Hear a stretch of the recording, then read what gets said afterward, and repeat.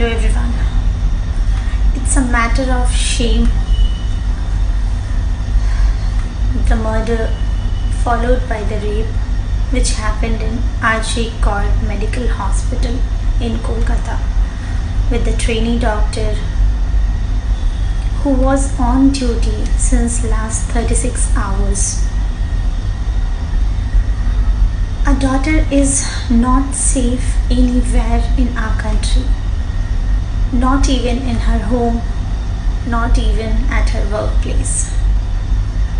It's our responsibility to raise our son right so that the daughters can be saved.